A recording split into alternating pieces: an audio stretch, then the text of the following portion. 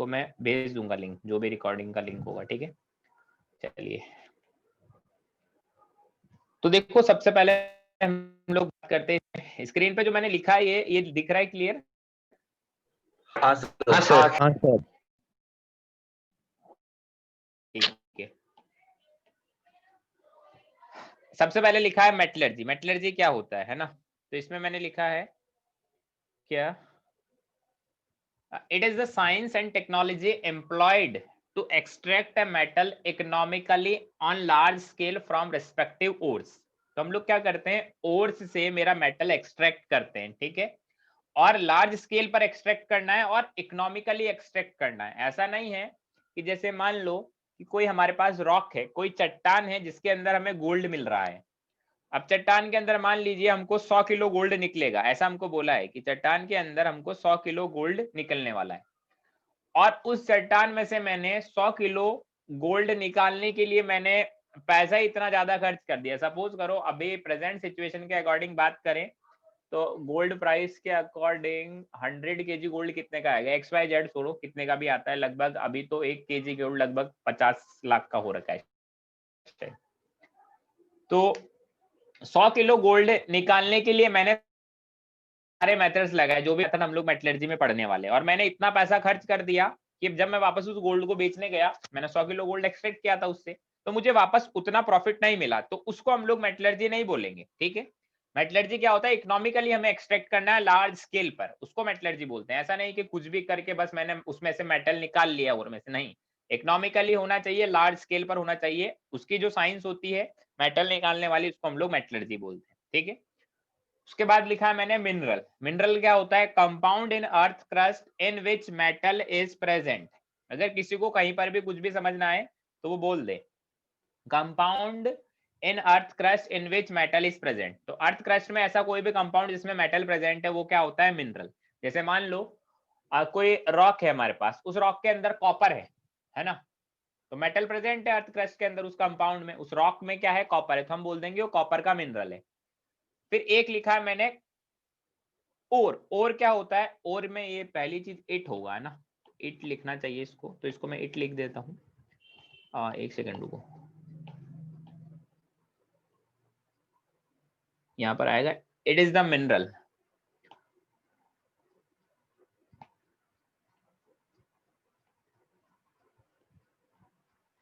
It is the mineral chosen for metal extraction economically and conveniently. मतलब एक ऐसा mineral जिससे हम मेटल इकोनॉमिकली और कन्वीनियंटली निकाल पाए, वो ही मिनरल ओर है। सारे के सारे मिनरल ओर नहीं है। जैसे मान लो मेरे पास दो चट्टाने हैं, एक चट्टान है जिसके अंदर कॉपर, मान लीजिए दो चट्टाने हैं मेरे पास, दो की दो रॉक, दोनों रॉक्स में 100 केजी की रॉक से, है ना, एक रॉक में 1 केजी कॉपर मिलता है, दूसरी रॉक में हमें 50 केजी का कॉपर मिलता है। तो हम लोग बोलेंगे जो दूसरी जो मेरी रॉक है जिसमें 50 केजी कॉपर मिलेगा वो मेरा ओर है। क्यों? क्योंकि इसमें हम लोग इकोनॉमिकली और कन्वीनियंटली मेटल को एक्सट्रैक्ट कर सकते हैं। पता चला 100 केजी की रॉक में से 1 केजी कॉपर निकालने में इतना ज्यादा खर्चा आ गया कि 1 केजी के कॉपर को बेच के मैं उस खर्चे को मतलब कंपनसेट नहीं कर पा रहा हूँ, बट 100 केजी की रॉक में से 50 केजी कॉपर निकाल रहा है तो हमें अच्छा खासा हमें प्रॉफिट हो जाएगा, ठीक है। तो इकोनॉमिकली और कन्वीनियंटली जिस मिनरल में से हम लोग मेटल को एक्सट्रैक्ट कर सकते हैं उसको हम लोग ओर बोलते हैं, ठीक है। ओर और मिनरल में डिफरेंस क्लियर हुआ? हाँ सर। हाँ सर। चलिए, अब उसके बाद मैंने लिखा है नोट डाल के एक पॉइंट, जो पॉइंट हमारा इंपॉर्टेंट पॉइंट है, इस पर मैं स्टार मार्क कर देता हूं, ठीक है। इंपॉर्टेंट नोट पॉइंट है, स्टार मार्क कर देता हूं। यार इस व्हाइट पर ग्रीन अच्छा सा विजिबल नहीं हो रहा, मुझे कुछ नया कलर चूज करना पड़ेगा। इसको लगा के देखते हैं, ये भी नहीं दिख रहा, क्या करें यार, कौन सा कलर लें? ब्लैक यूज कीजिए। येलो। हाँ वही ना यार, मैं ब्लैक स्क्रीन पे पढ़ा के मैं ब्लैक कलर को ही भूल गया।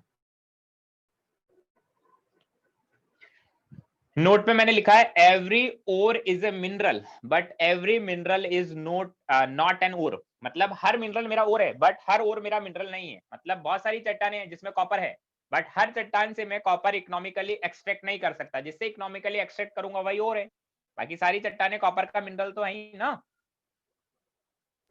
हाँ सर। हाँ सर। समझ रहे हो? तो इसका मतलब है कि सारे मिनरल और नहीं है, सारे के सारे और तो मिनरल है, बट सारे के सारे मिनरल्स को मैं और नहीं बोल सकता। एवरी और इज ए मिनरल, है ना, और तो मिनरल है, क्योंकि कॉपर की जितनी भी चट्टानें हैं जिसमें कॉपर थोड़ा भी प्रेजेंट होगा उसको कॉपर का मिनरल हम लोग बोल देंगे, बट जिससे हम लोग कॉपर इकोनॉमिकली एक्सट्रैक्ट कर पाएंगे सिर्फ उसी को और बोलूंगा। तो सारे मिनरल क्या है, सारे और क्या है, मिनरल है, बट हर मिनरल और नहीं है। ये पॉइंट क्लियर है? हाँ सर। हाँ सर। हाँ किसी सर। को कोई डाउट तो नहीं है? नहीं सर। नहीं है, चलिए। अब नीचे एक डेफिनेशन लिखा है मैंने, गैंग, GANGUE, गैंग और मैट्रिक्स। इसका मतलब क्या होता है, गैंग और मैट्रिक्स, है ना। तो मैंने लिखा है एन और कंटेन्स, हम लोग हमेशा और से ही मेटल को एक्सट्रैक्ट करेंगे ना कि मिनरल से। क्यों? क्योंकि और से हम लोग इकोनॉमिकली और कन्वीनियंटली मेटल को एक्सट्रैक्ट कर पाते हैं, तो हमेशा और से ही मेटल एक्सट्रैक्ट किया जाएगा ना कि मिनरल से, ठीक है। तो हम बोलते हैं an ore contains a lot of rocky and earthly impurities, है ना, rocky and earthly impurities and need to be removed for extraction of pure metal, ठीक है। तो जो ये इम्प्योरिटीज है इसको हम लोग क्या बोलेंगे, इसको ही हम लोग गैंग बोलेंगे। जैसे हमारे हमारे हमने चट्टान निकाली कोई, है ना, कोई हमारी रॉक है जिसको मान लिया कॉपर की ओर बोल दिया कि मान लो ये कॉपर का ओर है, तो उसमें बहुत सारी रॉकी और अर्थली इम्प्योरिटी होगी, मतलब लाइक सिलिका होगा, मिट्टी होगी, कंकड़ पत्थर टाइप की ऐसी चीजें होगी उसमें। तो उन जो इम्प्योरिटीज होती है उसको हम लोग क्या बोलते हैं, गैंग। उसको हम लोग गैंग बोलते हैं, ठीक है। क्लियर है इतना? हाँ सर। किसी को कोई डाउट? नहीं सर। ठीक है। नहीं सर। नेक्स्ट मैंने लिखा है एग्जाम्पल, नीचे एग्जाम्पल लिखा है क्या, most common gangue in ore is siliceous impurity. Siliceous impurity का क्या मतलब होता है? सर जो सिलिकॉन से बना हुआ है। जो सिलिका की इंप्योरिटी होती है उसको हम लोग सिलीशियस इंप्योरिटी बोलते हैं। सिलिका मतलब मिट्टी, है ना। तो ऑब्वियसली जो हमारी गैंग होगी वो मेजरली मिट्टी की इंप्योरिटी होगी, मतलब सिलीशियस इंप्योरिटी, लाइक सिलिका और सिलिकेट्स, मैंने ब्रैकेट में भी लिखा हुआ है सिलिका और सिलिकेट, ठीक है। तो मैंने क्या बोला, मैंने बोला कि हमारी मान लो कॉपर की रॉक है, तो उसमें बहुत सारी मिट्टी की इंप्योरिटीज होगी, लाइक सिलिका होगा, मिट्टी के पार्टिकल्स होंगे, जो मिट्टी के पार्टिकल्स जो अर्थली और रॉक की इंप्योरिटीज होती है उसको हम लोग गैंग बोलते हैं, ठीक है। जनरली सिलीशियस इंप्योरिटीज ही मेरी गैंग होता है, या फिर जिसको हम लोग मैट्रिक्स भी बोलते हैं। नाम है गैंग और मैट्रिक्स, दोनों ही नाम है। गैंग मैट्रिक्स क्या हो सकता है, सिलिका और सिलिकेट। क्लियर है इतना? पहले पेज में कोई दिक्कत है किसी को तो बोलो। नहीं सर। नहीं सर। नहीं है, ठीक। नोट डाल के एक पॉइंट लिखा है मैंने, नोट डाल के एक पॉइंट लिखा है मैंने। पॉइंट क्या है,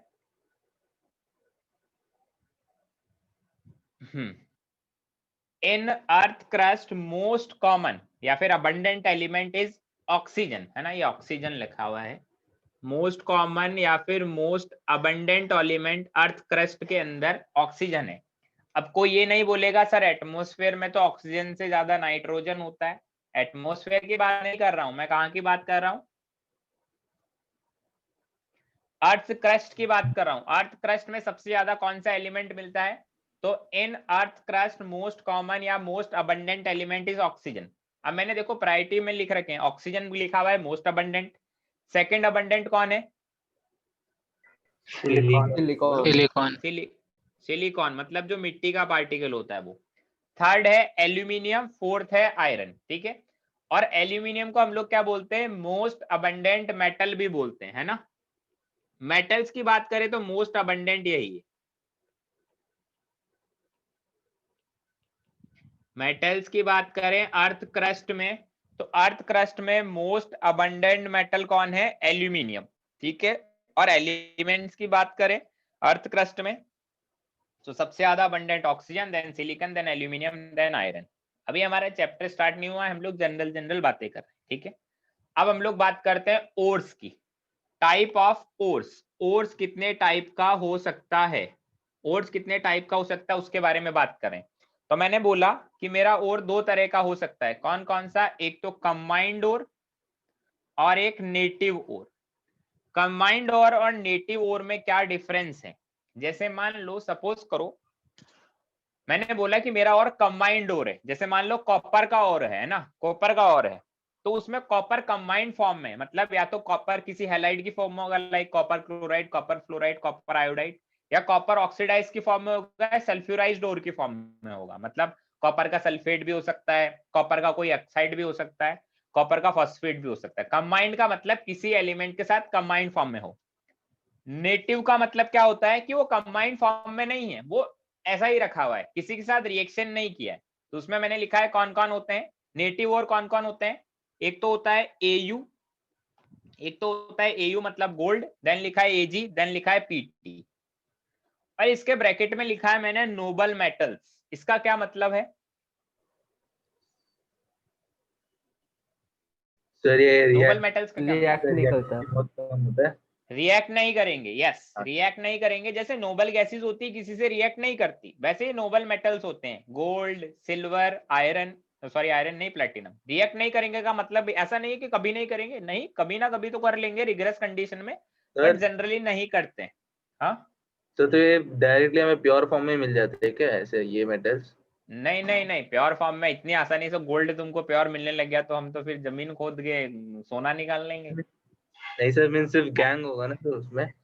हाँ उसमें गैंग होगा और दूसरी इंप्योरिटीज वगैरह होती है, तो हम लोग उनको रिमूव हमें करना पड़ेगा, वो सारी चीजें हम लोग पढ़ लेंगे अभी आगे, ठीक है। Okay sir.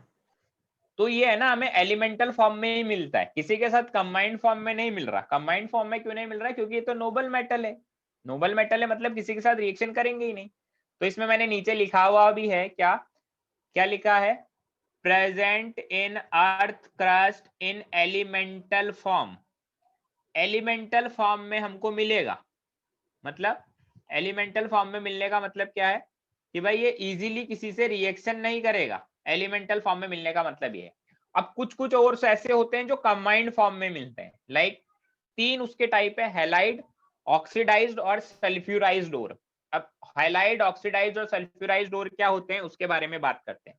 हमको फॉर्मूला और नाम याद रखना है, इस बात को ध्यान में रख लो, ठीक है। इसके ऊपर ही क्वेश्चन आ जाते हैं कि अगर इस ओर का नाम ये है तो फॉर्मूला क्या होगा। तो वन बाय वन हम लोग सबको पढ़ते हैं। नेटिव ओर में तो कुछ पढ़ना ही नहीं है, कंबाइंड ओर है, हैलाइड, ऑक्सीडाइज और सल्फ्यूराइज। अब सबसे पहले बात करते हैं हैलाइड ओर। देखो चैप्टर थोड़ा हो सकता है स्टार्टिंग में बोरिंग लगे, इतना भी बोरिंग नहीं है, अच्छा खासा चैप्टर है ना। सबसे पहले बात करते हैं किसके बारे में, हैलाइड ओर के बारे में, ठीक है। हैलाइड ओर कौन कौन से होते हैं, तो उनके मैंने नाम लिखे हुए हैं। सबसे पहले लिखा है क्या, कार्नेलाइट।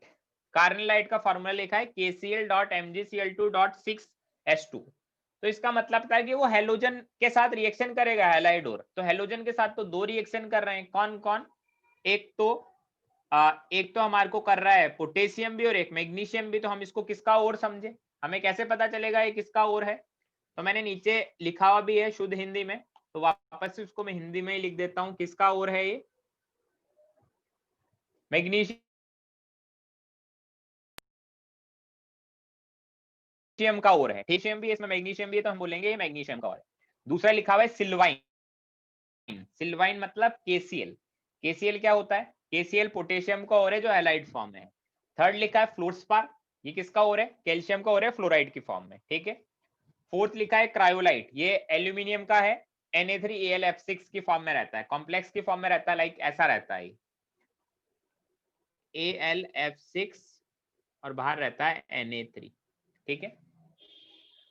हैलाइड ओर में चार, ये देखो जो हमारे काम के सिर्फ मैं वही बताऊंगा, है तो दुनिया भर के और। मेटलर्जी तो मतलब पूरा ब्रांच है, मतलब बीटेक में जाओगे तो मेटलर्जी हमारे पास पूरा ब्रांच है, मेटलर्जी एंड मटेरियल साइंस करके एक पूरा ब्रांच होता है। तो जो लोग 4 साल में पढ़ सकते हैं उसको तो हम लोग एक चैप्टर में पढ़ेंगे, वो भी 3 लेक्चर के लिए, ठीक है। Okay sir. तो हमारे सिलेबस में हमारा काम का कोई पढ़ेंगे। तो हैलाइड ओर में हैलाइड ओर में हमने 4 ही पढ़े, कार्नेनाइट, सिल्वाइन, फ्लोरस्पार और क्रायोलाइट। हमें नेम के साथ फॉर्मूला याद रखना है, जो जो मैंने लिखा है सब याद होना चाहिए। सेकंड बात कर ऑक्सीडाइज्ड ओर के बारे में, ठीक है, इसमें बात कर रहे हैं ऑक्सीडाइज्ड ओर। ऑक्सीडाइज्ड ओर क्या होते हैं? तो ऑक्सीडाइज्ड ओर में 2 ओर मैंने बनाया, फर्दर 2 पार्ट्स में क्लासिफाई किया है।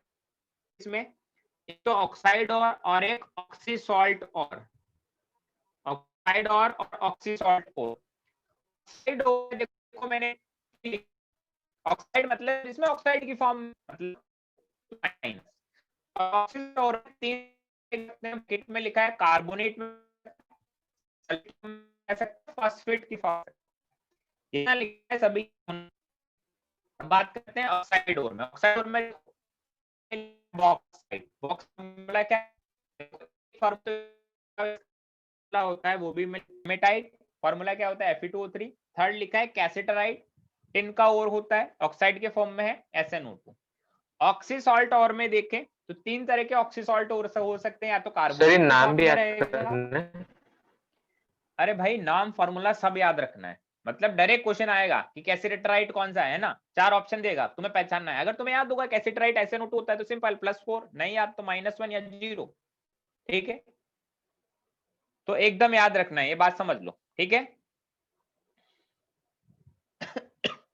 अब ऑक्सी सॉल्ट और में देखो 3 तरह के हो रहे हैं, या तो कार्बोनेट हो सकता है, या सल्फेट हो सकता है, या फॉस्फेट हो सकता है। स्क्रीन पे दिख रहा होगा, ब्रैकेट में लिखा है कार्बोनेट, सल्फेट या फॉस्फेट। अब इसमें मैंने टोटल 6 ओर्स लिखे हैं, देखो कौन कौन से। एक तो लिखा है सीडेराइट, है ना, सीडेराइट होता है FeCO3। एक लिखा है कैलामाइन, दैट इज ZnCO3। फिर एक लिखा है इप्सोमाइट या इप्सम सॉल्ट, मतलब MgSO4.7H2। फिर एक लिखा है बोनेश, उसमें फॉर्मूला गलती से पहले लिख दिया है, बाद में नेम लिखा है बोनेश। बोनेश का मतलब बोनेश तो समझ रहे हो, कैल्शियम फॉस्फेट। एक होता है फ्लोरापेटाइट, है ना, ये होता है 3Ca3PO4 whole twice dot CaF2, ठीक है, कैल्शियम को हो रहा है फॉस्फेट की फॉर्म में। एक होता है फेल्ड्स्पार, है ना, ये F है, FE, है ना, LDSPAR, फेल्ड्स्पार। ये क्या है? KAlSi3O8, है ना। अब इसमें देखो जनरली जो काम आते हैं ना, सारे ही काम आते हैं, जितने काम के वो सारे वही लिखे मैंने, नेम फॉर्मूले के साथ याद। तो हमने क्या, 2 तरह के होते हैं, नेटिव और कंबाइंड। कंबाइंड में हमने हैलाइड और सल्फ्यूराइज्ड और में देखो मेनली सल्फाइड और इसमें होते हैं। सल्फाइड का मतलब H2-। सबसे पहला है चैल्कोपाइराइट। चैल्कोपाइराइट का देखो फॉर्मूला क्या लिखा है मैंने, ध्यान से देखो। एक चीज मैं बता देता हूं, चैल्कोपाइराइट का फॉर्मूला मैंने लिखा है क्या, CuFeH2, है ना। ये जो फॉर्मूला होता है ना, ये क्या होता है, इसका एम्पिरिकल फॉर्मूला होता है। इसका जो मॉलिक्यूलर फॉर्मूला होता है ना, वो होता है Cu2Fe2S4, जो किस फॉर्म में एग्जिस्ट करता है उसको मैंने और करके लिखा है, और Cu2S.Fe2S3, ठीक है। तो ये इसका मॉलिक्यूलर फॉर्मूला है Cu2Fe2S4, और इसका एम्पिरिकल फॉर्मूला होता है CuFeS2। एम्पिरिकल फॉर्मूले के नाम से ही फेमस है, कॉपर का और है, इसमें आयरन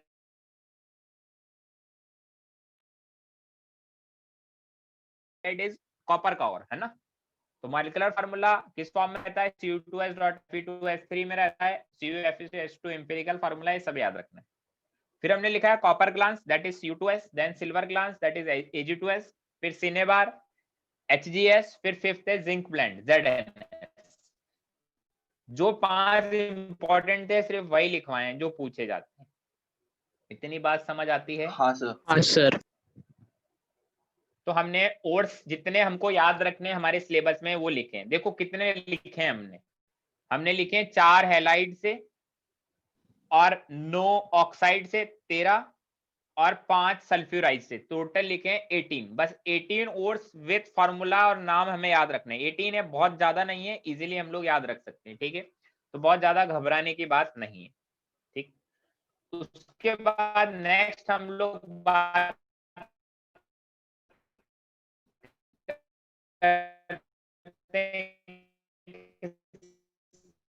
के बारे में। बोलो।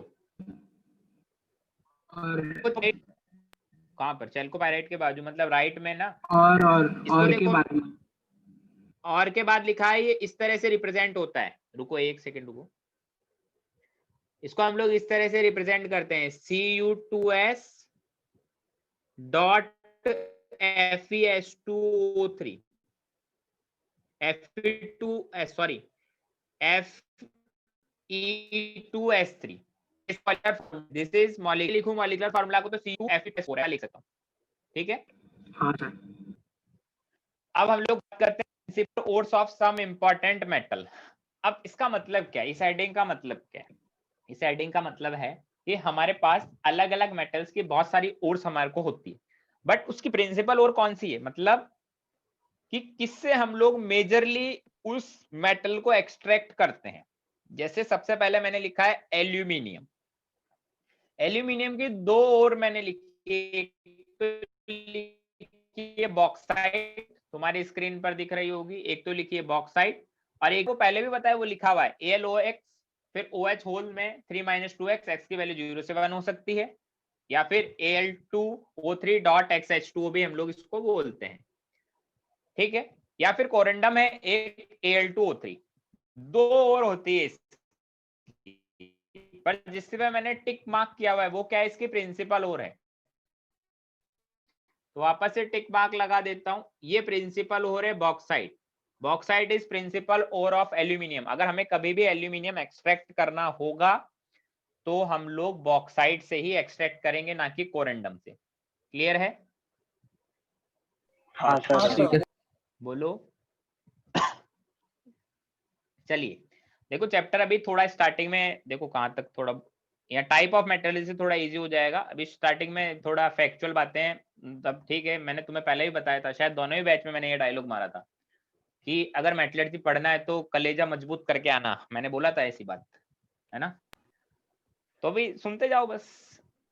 अगर एक या दो क्वेश्चन, देखो मेटलर्जी में क्या है, मेटलर्जी एक ऐसा चैप्टर है जो ज्यादातर बच्चे स्किप करते हैं, तो कंपटीशन वहीं जनरेट होता है। अगर तुम जेईई का पेपर दे रहे हो, कुछ भी हो, एडवांस हो चाहे मेंस हो, जो चीजें बच्चों ने स्किप करी है, मेजरली बच्चे इसको स्किप करते हैं क्योंकि थोड़ा डरावना होता है, बच्चे हिम्मत नहीं कर पाते इसको पढ़ने की।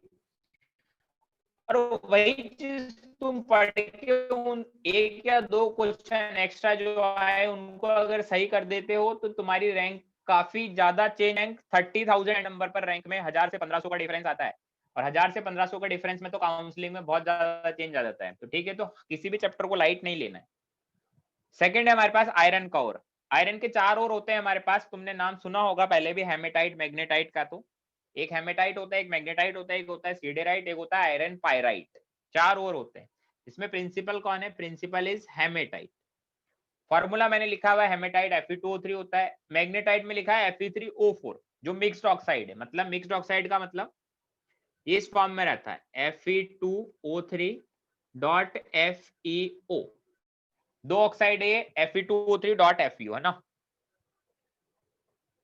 और सीडेराइट FeCO3 होता है। एक होता है आयरन पायराइट, जिसको नीचे मैंने ब्रैकेट में क्या लिखा हुआ है, फूल्स गोल्ड। ये देखो इस फॉर्म में एग्जिस्ट करता है Fe2+ और H2 है ना। इस फॉर्म में एग्जिस्ट करता है Fe2+ और H2 में फूल्स गोल्ड बोलते हैं इसको। मतलब जो आर्टिफिशियल ज्वेलरी आती है गोल्ड की, जो सोने जैसी बट होती नहीं है सोने की, वो आयरन पायराइट की बनती है, इसलिए इसको फूल्स गोल्ड बोलते हैं। थर्ड है हमारे पास कॉपर। कॉपर में देखो बहुत सारे ओर्स लिखे हैं मैंने। चैल्कोपायराइट लिखा है जिसको कॉपर पायराइट भी बोलते हैं। चैल्कोपायराइट FeS2, जिसको मैंने पहले ही बताया था, दिस इज एम्पिरिकल फार्मूला, और ये है एक्चुअल में उसका मॉलिक्यूलर फार्मूला, है ना। चैल्कोपायराइट पे टिक किया है क्योंकि ये मेरा प्रिंसिपल ओर है। इसके अलावा उसके और भी ओर होते हैं, copper glance Cu2s, cuprite Cu2O, फिर लिखा है मेलेकाइट, कुछ लोग मेलेचाइट भी पढ़ते हैं, और एक होता है एज्यूराइट। इन दोनों का फार्मूला याद रखें, मेलेचाइट और एज्यूराइट का। क्यों फार्मूला? देखो ध्यान से देखो, फार्मूला मिलता जुलता सा है दोनों का। दोनों का जो फार्मूला है ना वो मिलता जुलता सा। डिफरेंस क्या है? मेलेचाइट होता है CuCO3 dot CuOH whole twice. Azurite में बस आगे एक एक्स्ट्रा 2 आया है बस, और कुछ नहीं हुआ है। तो फॉर्मूला याद रखे मेलेचाइट और एज्यूराइट का, बहुत माइनर सा डिफरेंस है, इसलिए इससे क्वेश्चन बनता है। फोर्थ है जिंक। जिंक में हमारे पास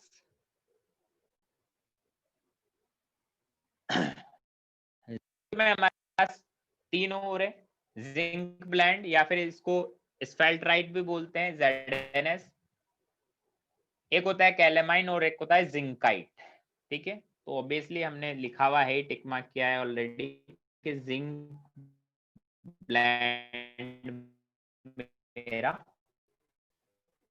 प्रिंसिपल और है। थर्ड फिफ्थ है हमारे पास लेड। लेड में हमारे पास गैलेना होता है, भैया इसमें नहीं लिखना है, सिर्फ तुम भी सारे लिखने क्यों करिए, तुम्हारी यही करी कि तुम्हें नहीं लिखना, मैंने सब लिखा हुआ है, मैं बस इसको डायरेक्ट करना है। जितना लिख सकते हैं एफिशिएंट की मेन के सारे क्वेश्चन करने के लिए सब कुछ लिखा है, मैंने एक चीज मिस नहीं करी भी। ठीक है, तो बस देखो और सुनते जाओ। लेड में ऐसा है, बहुत सारे बच्चों के मन में चीज और जाती है कि अटेंड नहीं, बट उसको सुनोगे सही है, हमने सुन लिया। ठीक, लेड में हमारा गैलेना, क्योंकि अभी थोड़ी देर बाद में पता चलेगा, कुछ समझने की बातें भी हैं। गैलेना को PbO बोलते हैं, जो इसका प्रिंसिपल और होता है लेड का। इसके बाद एक होता है सेरुसाइट जो होता है PbCO3, एक होता है एंग्लेसाइट जो होता है PbSO4। लेड के तीन और है। टिन का एक ही और है हमारे पास, जो ही प्रिंसिपल और होता है इसका, दिस इज जिसको हम लोग बोलते हैं कैसिटराइट और टिन स्टोन। ये टिन थोड़ा नीचे लिख दिया है, कैसिटराइट और टिन स्टोन NO2। Hg का एक ही और होता है सिनेबार HgS। ऐसे सिल्वर के दो और होते हैं, एक होता है अर्जेंटाइट Ag2S जिसको हम लोग सिल्वर ग्लांस भी बोलते हैं, और एक होता है हॉर्न स्वर जो AgCl होता है। इसके बाद मैग्नीशियम के तीन और है। इन दोनों के फॉर्मूले याद रखें, करने तो सारे ही याद है, बट जिन पे स्टार मार्क कर रहा हूं मतलब उन पर थोड़ा ज्यादा फोकस रखना है। कार्नेलाइट फॉर्मूला लिखा है, मैग्नीशियम का और है मैग्नेसाइट और डोलोमाइट, दोनों का फॉर्मूला हमने लिखा है। डोलोमाइट में कैल्शियम भी है, बट एक्चुअल में वो मैग्नीशियम का ही और है, इसलिए मैग्नीशियम में ही हमने लिखा है। तो टोटल 9 मेटल मैंने लिख दिए हैं। ठीक है, 9 मेटल मैंने लिखे हैं जिनके कुछ प्रिंसिपल ओर्स मैंने बताए।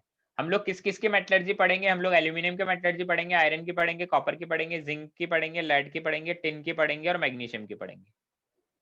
बस Hg और Ag मिस किया है मैंने, सॉरी Ag का भी पढ़ेंगे, सिर्फ Hg ही मिस हुआ है, बाकी सबकी पढ़ लेंगे हम लोग, है ना। 9 लोगों की पढ़। चलिए अब हम लोग हमारा चैप्टर थोड़ा सा स्टार्ट किया है हमने। ये सारी बातें तो नॉर्मल बातें थी, कौन कौन सी और होती है, और का मतलब क्या होता है, मिनरल का मतलब क्या होता है, और किस किस तरह की होती है, अलग अलग मेटल्स के और का क्या क्या नाम होता है। इतनी तक किसी को कोई दिक्कत है? नहीं सर। नहीं सर। बोलो। नहीं, चलिए ठीक है। अब हम लोग बात करते हैं टाइप्स ऑफ मेटलर्जी। 3 तरह की मेटलर्जी है, electrometallurgy, hydrometallurgy and pyrometallurgy. Electrometallurgy क्या होता है, हमने लिखा है this involves electrolysis of ore in molten state to extract metal. कि हम क्या कर रहे हैं, अगर ओर में से मेटल को एक्सट्रैक्ट करना है तो हम लोग इलेक्ट्रोलिसिस का यूज करेंगे, है ना। और जनरली करंट हम लोग तभी लगाएंगे जब मेटल हमारा थोड़ा जिद्दी हो कि भाई मैं तो नहीं निकलूंगा, तुम कुछ भी कर लो, मैं और को छोड़ के नहीं जाऊंगा, तो हम करंट लगाएंगे। और ऐसे ऐसे मेटल कौन होते हैं जो हाईली एक्टिव होते हैं, लाइक एस ब्लॉक मेटल और एल्यूमिनियम। तो हमेशा एस ब्लॉक मेटल और एल्यूमिनियम के लिए ही हम लोग इलेक्ट्रोमेटलर्जी यूज, मतलब करंट हम लोग वहीं लगाएंगे जब मेटल हमारा बहुत खतरनाक हो, बहुत ढीठ किस्म का मेटल हो कि भाई मैं और में से छोड़ के नहीं निकलूंगा, मैं तो बहुत एक्टिव हूँ, बहुत रिएक्टिव हूँ, मेरे को तुम निकाल के बता दो, तो हम लोग करंट लगाएंगे। तो उस केस में हम लोग इलेक्ट्रोमेटलर्जी का यूज करेंगे। और सबसे ज्यादा क्या बोलते हैं कॉस्टली हमारी इलेक्ट्रोमेटलर्जी है, ऑब्वियसली है ना, वो छोटा मोटा थोड़ी है, ऐसा थोड़ी है कि हम लोग टन्स में मेटल एक्सट्रैक्ट करेंगे, तो टन्स में निकालेंगे तो बहुत ज्यादा करंट हमें लगाना पड़ेगा। और इंडस्ट्रियल एरियाज में तो जो हमारा इलेक्ट्रिसिटी का पर यूनिट कॉस्ट होता है वो भी हमारे मतलब डोमेस्टिक से बहुत ज्यादा होता है, इसलिए हमारा सबसे महंगा मेटलर्जी होता है इलेक्ट्रोमेटलर्जी, हाईली एक्टिव मेटल्स के लिए यूज करते हैं। सेकेंड है हमारे पास हाइड्रोमेटलर्जी। हाइड्रोमेटलर्जी क्या होता है, this involves dissolution of ore in suitable solvent in which ore dissolve but impurity don't. Impurities are filtered and more active metal is added into filtrate which displays the desired metal. तो मैंने क्या बोला मैंने बोला कि हमारा जो ओर है उसको किसी एक सूटेबल सॉल्वेंट में डिसॉल्व कर देते हैं, तो क्या होता है कि जो मेरा मेटल है वो तो उसमें डिसॉल्व हो जाएगा सॉल्वेंट में, बट इंप्योरिटी नहीं होगी। अब सॉल्वेंट में मेरा मेटल डिसॉल्व हो गया तो सॉल्वेंट से उसको निकालना पड़ेगा, तो किसी दूसरे मेटल से उसको डिस्प्लेस कर देते हैं। ठीक है, तो ये मेरा फंडा था, उसको अभी मैं रिएक्शन की हेल्प से बताऊंगा। अब इसमें किसके लिए यूज होता है, ये इंपॉर्टेंट है, यूज कहाँ होता है इसको ध्यान रखना है। यूज फॉर, जैसे पहला वाला हाईली एक्टिव मेटल्स के लिए होता था, hydrometallurgy is use for less active metal या noble metals like gold, silver, platinum, इनके लिए। तो फंडा क्या होता है कि जैसे मान लो मेरे पास Ag2S है ना, मेरे पास क्या है Ag2S, जिसको हम लोग क्या बोलते हैं, जिसको हम लोग बोलते हैं सिल्वर ग्लांस। उसमें मैंने क्या डाला है NaCN। NaCN कौन है, सोडियम है? साइनाइड। सॉल्वेंट है, सॉल्वेंट है, और साथ में O2 भी रखा है। O2 क्या करेगा, O2 is act as a oxidizing agent, oxidizing agent की तरह काम करेगा। कैसे, अब Ag2S डाला, सामने साइनाइड था, तो सिल्वर ने क्या करा, साइनाइड के साथ एक कॉम्प्लेक्स बना लिया और उस NaCN के सॉल्वेंट में डिसॉल्व हो गया कॉम्प्लेक्स बना के। तो इसको या तो AgCN होल ट्वाइस माइनस की फॉर्म में लिख सकते हो, या फिर इसको ऐसा भी लिख सकते हो, कैसा, NaAgCN होल ट्वाइस, आगे सोडियम लगा दो, है ना, ऐसे भी हम लोग इसको लिख सकते हैं, तुम्हारी इच्छा है वो। और साथ में क्या बन जाता है Na2S, एक Na2S भी बन जाता है, बट इस रिएक्शन में देखो इक्विलिब्रियम का साइन मैंने लगाया है। ठीक है, अब ऑक्सीजन क्यों मिला रहे हैं, ऑक्सीजन का यूज यहाँ पर आता है। जो ये Na2S है, जो ये Na2S है, ये ऑक्सीजन से रिएक्ट करके क्या बना रहा है, सोडियम सल्फर, सोडियम सल्फेट। तो टाइम के साथ Na2S का कंसेंट्रेशन कम हो रहा है, क्योंकि Na2S तो ऑक्सीडाइज हो रहा है फर्दर और सोडियम सल्फेट में जा रहा है, तो Na2S का कंसेंट्रेशन कम कर रहे हैं, तो इक्विलिब्रियम किस डायरेक्शन में शिफ्ट होगा, फॉरवर्ड, फॉरवर्ड डायरेक्शन में। मतलब हमारा सिल्वर धीरे धीरे सॉल्वेंट में मिलता जाएगा, मिलता जाएगा, मिलता जाएगा। अब इसमें हमने क्या करा है, सॉल्वेंट में डिसॉल्व हो गया, अब इसको हटाएंगे कैसे, तो मैंने क्या डाला, जिंक पाउडर। अब यहाँ पर हमारी इलेक्ट्रोकेमिकल सीरीज काम है, देखो इलेक्ट्रोकेमिस्ट्री का बहुत बड़ा रोल है मेटलर्जी में। अब इलेक्ट्रोकेमिस्ट्री में हमने देखा है कि जिंक ऊपर आता है इलेक्ट्रोकेमिकल सीरीज में, Ag नीचे आ जाए, तो मतलब zinc is more reactive than Ag। तो जिंक क्या करेगा, इसको डिस्प्लेस कर देगा और हमारा Ag अलग निकल जाएगा। कॉन्सेप्ट समझ आया हाइड्रोमेटलर्जी का? हाँ सर। हाँ सर। किसी को कोई दिक्कत तो नहीं है? नहीं सर। चलिए, फिर ये रिएक्शन कोई ऐसा, बताओ ना, हाँ हाँ बोलो बोलो, क्या बोल रहा है? रिएक्शन एक बार फिर से समझना, आपने हाइड्रोमेटलर्जी का कंसेप्ट कैसे बताया? हाइड्रोमेटलर्जी का कॉन्सेप्ट मैंने लिखा है बहुत ही सरल शब्दों में, this involves dissolution of ore in suitable solvent. Ore कौन है, Ag2S, सॉल्वेंट कौन है, NaCl, in which ore dissolves but impurity do not. तो ओर हमारा सॉल्वेंट में डिसॉल्व हो जाएगा बट इंप्योरिटी नहीं होगी, तो ऑब्वियसली इंप्योरिटी मेरी अलग हो गई। ठीक है, अब ओर ने सॉल्वेंट में डिसॉल्व होकर उसके साथ एक कॉम्प्लेक्स बनाया AgCN होल ट्वाइस और ऊपर माइनस। अब हम लोग क्या करेंगे, मोर एक्टिव मेटल डालेंगे उसमें, क्यों, क्योंकि हमें Ag का कॉम्प्लेक्स नहीं चाहिए, हमें तो Ag चाहिए, Ag। तो जिंक मुझे पता है इलेक्ट्रोकेमिकल सीरीज में ऊपर आता है, तो वो क्या करेगा, Ag को उसके सॉल्ट से रिप्लेस कर देगा, तो ZnCN4 2- बन जाएगा और Ag हमारा अलग निकल जाएगा। अब रिएक्शन में इक्विलिब्रियम होता है, इसलिए हम लोग O2 लेते हैं एज ऑक्सीडाइजिंग एजेंट, एयर की प्रेजेंस में रिएक्शन करवाते हैं। तो Na2S सोडियम सल्फेट में चेंज होगा, तो Na2S का कंसंट्रेशन कम हुआ, तो रिएक्शन फॉरवर्ड डायरेक्शन में शिफ्ट होगी। समझे सर? हाँ सर, एक समझा। डाउट है सर, हम लोग कोऑर्डिनेशन कंपाउंड से पढ़ते कि जो कॉम्प्लेक्सेस होते हैं वो आयंस में डिसोसिएट नहीं होते।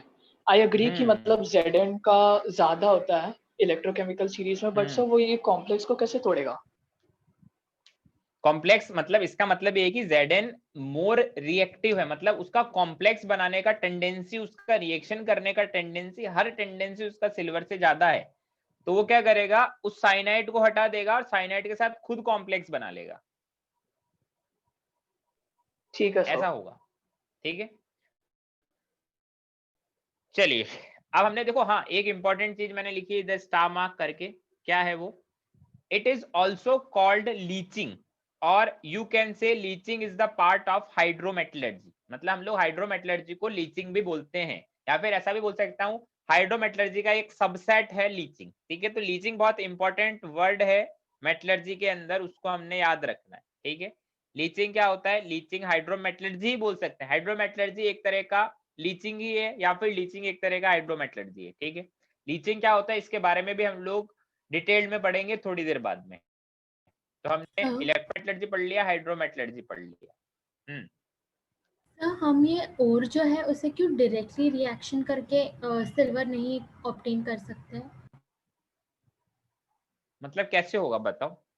मतलब कोई और ऐसा मेटल हो या फिर कुछ ऐसा जिससे सल्फर डिस्प्लेस हो जाए और डायरेक्टली सिल्वर मिल जाए।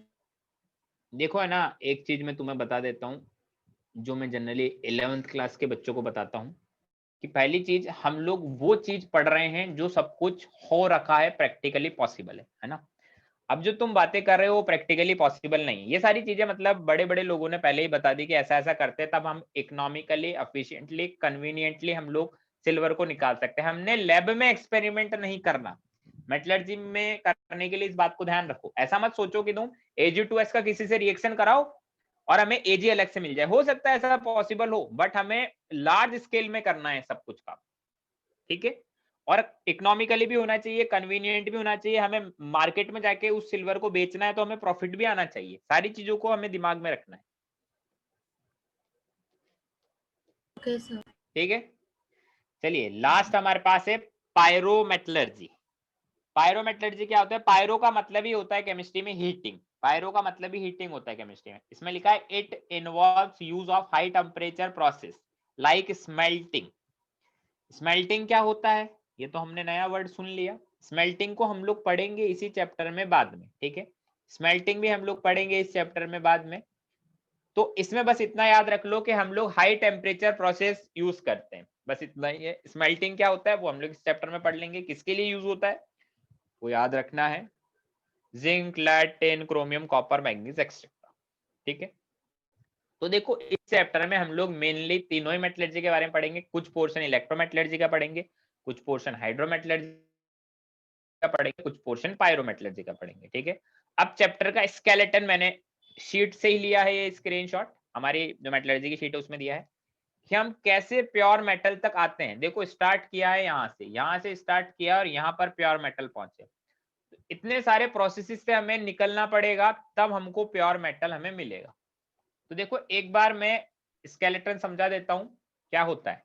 सबसे पहले हम लोग करते हैं ओर से क्या बनाते हैं, कंसंट्रेशन ऑफ ओर करते हैं, है ना। ओर का कंसंट्रेशन या ड्रेसिंग भी बोलते हैं उसको। तो उसके दो मेथड होते हैं, दो एरो बना रखे हैं लेफ्ट और राइट लेफ्ट और राइट में, फिजिकल मेथड और केमिकल मेथड। वो एक ही होता है, इसको हमने देखो यहाँ पर लिखा है लीचिंग। फिजिकल मेथड तीन होते हैं, gravity separation, electromagnetic separation, froth separation या फिर फ्रोथ फ्लोटेशन। नाम सुना होगा फ्रोथ फ्लोटेशन। हाँ सर। तो हम लोग इन तीनों के बारे में ही पढ़ेंगे, लीचिंग के बारे में भी पढ़ेंगे, gravity separation, electromagnetic separation, froth separation या फ्रोथ फ्लोटेशन, इनके बारे में पढ़ेंगे। फिर हमारे को जो ओर मिल गया है, हाँ बोलो सर। तो कंसंट्रेशन ऑफ ओर के प्रोसेस में सर केमिकल मेथड लीचिंग है ना सर, वो बस। हाँ ओके केमिकल सर। मेथड का मतलब है कोई केमिकल रिएक्शन से हो रहा है, ठीक है। Okay sir, okay, thank you sir. अब हमारे को कंसंट्रेशन ऑफ ओर हो गया है, कॉन्सेंट्रेटेड ओर मिल चुका है। अब जो ओर हमें मिला होगा उसका ऑक्साइड में कन्वर्ट करेंगे, ठीक है। तो ऑक्साइड में कन्वर्ट करेंगे हमारे ओर को, conversion of ore into oxide. मतलब ओर में क्या होगा, मेटल होगा, उस मेटल का ऑक्साइड में कन्वर्ट करेंगे। ऑक्साइड में कन्वर्ट करने के दो तरीके, कैल्सिनेशन और रोस्टिंग, इन दोनों के बारे में पढ़ेंगे। फिर ऑक्साइड में कन्वर्ट हुआ तो हमें क्या मिला, मेटल ऑक्साइड। फिर उसको क्या करेंगे, रिड्यूस करेंगे, मतलब मेटल ऑक्साइड को रिड्यूस करेंगे, जिसके दो मेथड, यहाँ पर स्मेल्टिंग का स्पेलिंग गलत लिखा हुआ है ना। तो रिडक्शन ऑफ मेटल ऑक्साइड, उसके इतने सारे तरीके, carbon reduction, aluminium reduction, self reduction, electrolytic reduction, bye hydrogen reduction, by metal displacement, ठीक है। फिर पहले था मेटल, उससे बनाया मेटल का ऑक्साइड, फिर मेटल ऑक्साइड को रिप्लेस करके वापस मेटल बनाया। तो किसी के दिमाग में ये तो नहीं आ रहा जब पहले मेटल था तो फिर उसको ऑक्साइड बनाकर फिर वापस मेटल क्यों बनाया?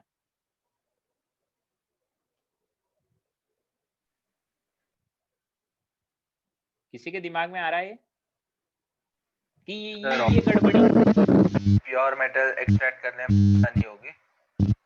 हाँ, क्योंकि हमारे पास देखो पहले ओर है, ओर के अंदर कचरा भी है और मेटल भी है, तो जो सिर्फ मेटल होगा ना वही मेटल ऑक्साइड में जाएगा, फिर उस मेटल ऑक्साइड को वापस मेटल में कन्वर्ट कर लेंगे, इसलिए हम लोग ऐसा कर रहे हैं, ठीक है। तो हम लोग ने क्या करा, मेटल को मेटल ऑक्साइड में कन्वर्ट किया, फिर उसको रिड्यूस करा, तो हमको क्या मिला, इम्प्योर मेटल। अब इम्प्योर मेटल की रिफाइनिंग करेंगे। प्योर मेटल बनाने के लिए रिफाइनिंग के हमारे पास बहुत सारे मेथड है, like liquation, distillation, cupellation, zone refining, electro refining, vapour phase refining और अमलगमेशन, ठीक है।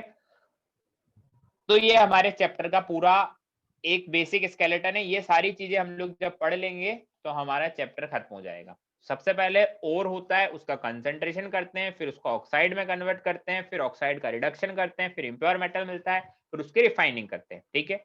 तो ये जो बेसिक स्केलेटन है चैप्टर का, हमें याद होना चाहिए कि क्या प्रोसेसेस होते हैं, ठीक है।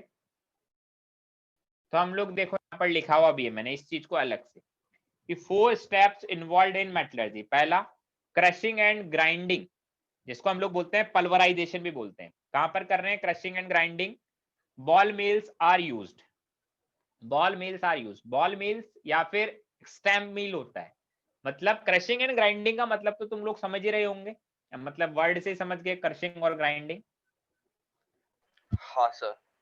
मतलब हमारे पास बड़ी बड़ी चट्टाने होगी, बड़ी बड़ी रॉक्स होगी हमारे ओर की, उसको हम लोग क्रश करेंगे बॉल मिल्स या फिर स्टैम्प मिल में भी। स्टैम्प मिल और होता है तो वो भी लिख देता हूं, और स्टैम्प मिल्स, है ना।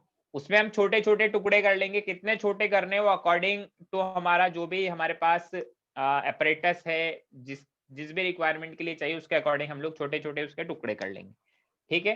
अब उसके बाद हमें करना है कॉन्सेंट्रेशन ऑफ ओर, ओर का कॉन्सेंट्रेशन करना है, जिसको हम लोग क्या बोलते हैं, ड्रेसिंग और बेनिफेक्शन ऑफ ओर। नाम सारे याद होने चाहिए, ड्रेसिंग का स्पेलिंग गलत है, इसको मैं सही कर देता हूँ, ड्रेसिंग और बेनिफेक्शन ऑफ ओर,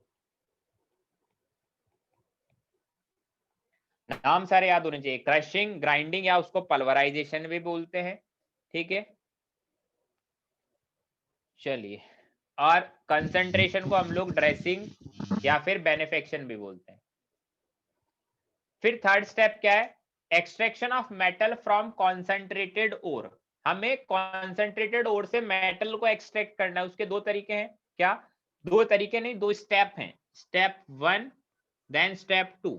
इससे थोड़ा सा अलग बना है, ये तो जो शीट में लिखा था वो और मैंने बनाया है वो, है ना, कि हम सबसे पहले क्या करेंगे, conversion of ore into oxide. पहले हमारे ओर को ऑक्साइड में कन्वर्ट करेंगे, then step 2 reduction of oxide into crude metal, impure metal. फिर फोर्थ है purification and refining of metal. ये 4 स्टेप्स दिमाग में फिट हो गए तुम्हारे? हमने करना क्या क्या है? हाँ सर। वापस से मैं समझा देता हूं। पहला हमें क्रश करना है, देन कंसंट्रेशन करना है ओर का। कंसंट्रेशन को हम ड्रेसिंग या बेनिफेक्शन भी बोलते हैं। कंसंट्रेशन के दो तरीके हैं, physical method, chemical method. Chemical method एक ही है, लीचिंग। फिजिकल मेथड 3 है, ग्रेविटी सेपरेशन, इलेक्ट्रोमैग्नेटिक सेपरेशन और फ्रोथ फ्लोटेशन, ठीक है।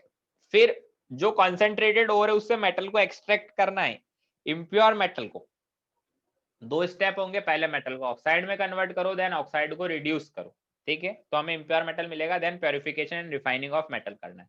तो अब इन 4 स्टेप्स को जब हम पढ़ लेंगे हमारा चैप्टर खत्म हो जाएगा। स्टेप बाय स्टेप हम लोग सबको पढ़ेंगे। स्टेप नंबर 1 नहीं पढ़ेंगे, क्रशिंग ग्राइंडिंग को तो क्या पढ़ना, सिंपली क्रश करना मेटल को, बात खत्म। समझ गए बात? हाँ सर। हाँ सर। चलिए, तो स्टेप 2 से स्टार्ट करते हैं, कॉन्सेंट्रेशन ऑफ ओर, ड्रेसिंग और बेनिफिकेशन, है ना। तो देखो सेकंड स्टेप से मैंने स्टार्ट किया है, कंसंट्रेशन ऑफ ओर, ठीक है। तो सबसे पहला हम लोग पढ़ रहे हैं फिजिकल मेथड में, सबसे पहला है ग्रेविटी सेपरेशन। उसके 3 नाम होते हैं, तीनों नाम यहाँ लिखे हुए हैं। 3 नाम होते हैं, हाइड्रोलिक वॉशिंग या फिर ग्रेविटी सेपरेशन या फिर लेविगेशन, है ना। 3 नाम होते हैं, और कर करके लिखा हुआ है मैंने। हाइड्रोलिक वॉशिंग भी बोलते हैं, ग्रेविटी सेपरेशन भी बोलते हैं, या फिर लेविगेशन भी बोलते हैं। ठीक है, फिजिकल मेथड पढ़ रहे हैं, कॉन्सेंट्रेशन ऑफ ओर के सेकंड स्टेप बता रहा हूँ। कॉन्सेप्ट क्या है, किस कॉन्सेप्ट के ऊपर बेस्ड है ये मेथड? कॉन्सेप्ट पढ़ो, based on difference in density of ore and gangue, generally ore are denser than impurities. Concept क्या है? डेंसिटी में डिफरेंस पर बेस्ड है, कि हमारी जो डेंसिटी अलग अलग होगी उस कॉन्सेप्ट पर बेस्ड है। हाइड्रोलिक वॉशिंग, ग्रेविटी सेपरेशन या फिर लेविगेशन, जनरली हम बोलते हैं कि हमारी जो इम्प्योरिटी होती है उसके कंपैरिजन में मेटल ज्यादा डेंसर होता है। किसके लिए यूज होता है ये जरूरी है याद रखना, कि हम लोग किसके लिए इसको यूज कर रहे हैं। Mainly used for oxide ore and native ores. Example used for Fe2O3, SnO2 और AuPt एक्सेट्रा। नोबल मेटल्स कौन से होते हैं उनको वापस से मैंने लिखा है। तो देखो Ag, AuPt तो हमने पढ़ा ही था, एक कॉपर Hg भी मैंने बोल दिया है। वैसे तो जनरली मोस्ट नोबल में Au और Pt को बोलते हैं, बट कुछ कुछ नोबल कैरेक्टर कॉपर और Hg में भी होते हैं। हाइड्रोलिक वॉशिंग में होता है क्या है, एक मैंने एपरेटस नीचे दिखाया है, दिख रहा है सभी को? हाँ सर। अब देखो इसको पढ़ो। हमने देखो सबसे लेफ्ट में लिखा है वाइब्रेटिंग टेबल विथ ग्रूव्स, है ना। इसमें बीच बीच में छोटे छोटे है ना स्पेस होता है, और ऊपर से हम लोग क्या करें, एक जेट ऑफ वाटर है, वाटर का यहाँ से फ्लो हो रहा है ना। तो जो डेंसर पार्टिकल होंगे, तो जो वहां पर यहाँ पर जो ये ग्रूव्स बने हैं वहां पर तो डेंसर पार्टिकल इकट्ठे हो जाएंगे, और जो यहाँ से पानी का फ्लो जा रहा है, पानी के फ्लो के साथ कौन निकल जाएगा? Gang particles. Gangue particle. तो नीचे वाटर और गैंग पार्टिकल आ गया है।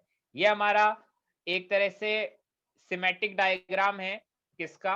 लेविगेशन क्या है? ग्रेविटी सेपरेशन का। तो मेथड समझ आए ग्रेविटी सेपरेशन या हाइड्रोलिक वॉशिंग में क्या हो रहा है? हाँ सर। क्लियर है सभी को? चलिए दूसरा मेथड हम लोग, अच्छा ऊपर डायग्राम है नीचे मेथड है। दूसरा मेथड देखो, पहले नीचे लिखा है उसको पढ़ लेते हैं। दूसरा method is magnetic separation. Magnetic separation क्या होता है? Based on difference in magnetic nature of ore and gangue particle. मतलब मैग्नेटिक नेचर अलग अलग होगा ओर और गैंग पार्टिकल का। अब डायग्राम पर आते हैं। देखो ऊपर मैंने पाउडर डोर डाला, और ये एक मूविंग बेल्ट है जो घूम रहा है ना। एक मूविंग बेल्ट है हमारा जो घूम रहा है इसमें। अब इसके ऊपर क्या होगा, इसके ऊपर क्या होगा, इसके ऊपर पाउडर डोर जा रहा है, ठीक है। अब आगे देखो एक चक्का ऐसा है मेरा, एक व्हील ऐसा है जिस पर इलेक्ट्रोमैग्नेट्स लगे हैं। तो मैग्नेटिक ओर थोड़ा चिपक के आगे की तरफ गिरेगा और गैंग पार्टिकल थोड़ा अलग गिर जाएंगे। दिख रहा है? समझ रहे हो बात को? हाँ सर। हाँ सर। इसको बोलते हैं इलेक्ट्रोमैग्नेटिक सेपरेशन। मतलब मैग्नेटिक प्रॉपर्टी के ऊपर बेस्ड हम लोग सेपरेट कर रहे हैं कि मैग्नेट लगा है तो उससे थोड़ा चिपकेंगे हमारे मैग्नेटिक ओर, तो थोड़ा आगे की तरफ गिरेंगे और गैंग पार्टिकल थोड़ा पहले ही गिर जाएंगे। फील आ पा रही है मेथड कैसे होगा? हाँ सर। चलिए अब इसमें देखो मैंने नीचे 2 पॉइंट लिखे हैं जो तुमने एकदम रटने हैं बिल्कुल। पॉइंट क्या है? पहला पॉइंट देखो, एक सेकंड रुको, मैंने ऐसा लिखा है क्या? मैंने लिखा है फर्स्ट पॉइंट तो था based on difference in magnetic nature of ore and gangue particle, कि ओर और गैंग पार्टिकल के मैग्नेटिक नेचर के डिफरेंस पर बेस्ड है। जरूरी नहीं हो ओर में मैग्नेटिक नेचर हो, ऐसा हो सकता है गैंग में मैग्नेटिक नेचर हो ओर में नहीं हो, या फिर ऐसा हो सकता है ओर में हो गैंग में नहीं हो। तो इसमें लिखा है second point, cassiterite is removed from magnetic impurities wolframite. Wolframite थोड़ा अजीब लिखा हुआ है, इसको मैं लिख देता हूँ, एक सेकेंड रुके।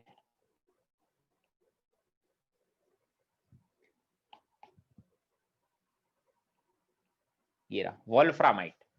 अब हमारे पास कैसेटराइट और होता है, उसमें मैग्नेटिक इंप्योरिटी होती है वोल्फ्रामाइट की। याद रखने ये पॉइंट्स, पहले ही बता रहा हूं।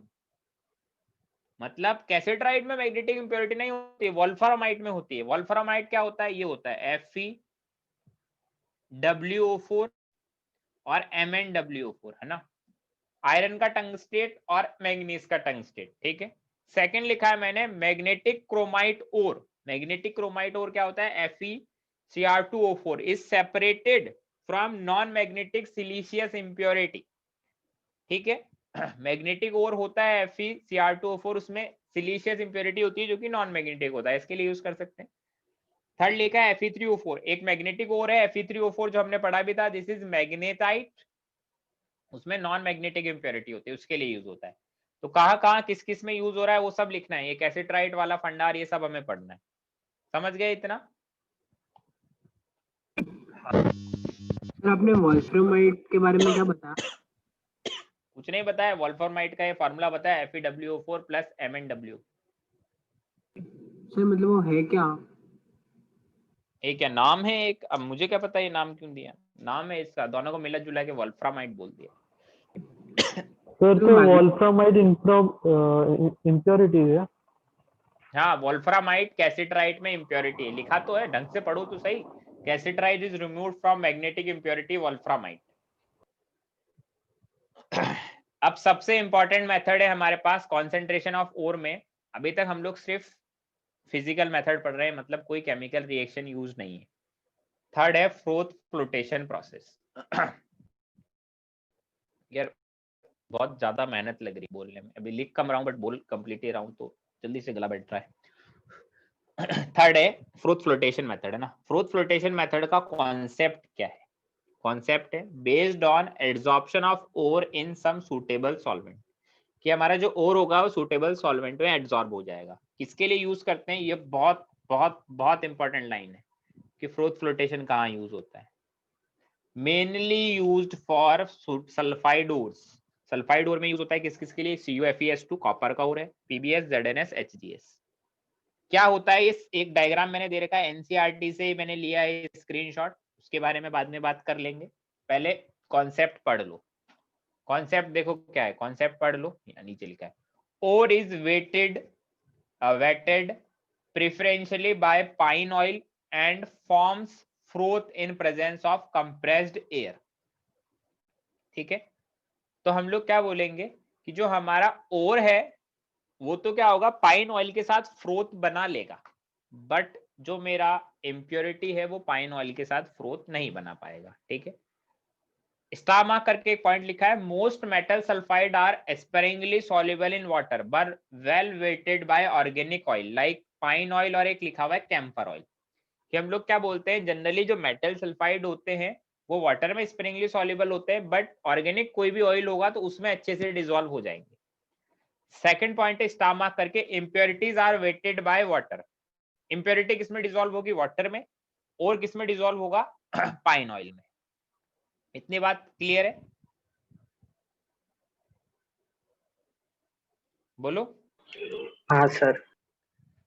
फिर एक सबसे लास्ट में एरो मार्क करके एक पॉइंट लिखा है, froth comes at the top and separated out. Obviously froth होगा तो ऊपर ही आएगा, क्योंकि फ्रोथ की तो कोई डेंसिटी बहुत ज्यादा होती नहीं, तो ऊपर आता है, और उसमें हमारा कौन है, उसमें हमारा मेटल भी है, उसमें हमारा ओर भी है, तो फ्रोथ को हम लोग अलग कर लेंगे। ठीक है, देखो इसका जो डायग्राम है उसको अच्छे से देख लो।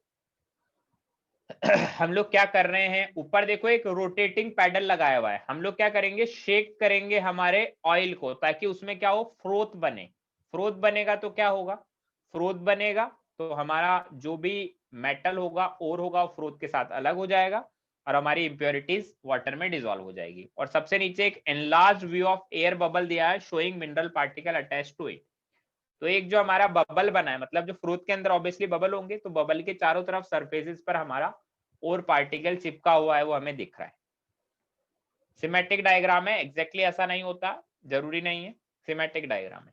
इतनी बात समझ आती है? हाँ सर। हाँ सर। फंडा क्या है, फंडा सिंपल है कि ऑयल के साथ ओर जाएगा, इम्प्योरिटीज वाटर के साथ इम्प्योरिटी जाएगी। ठीक है, अभी तो बहुत सारी और भी चीजें इसमें, अभी तो खत्म नहीं हुआ है।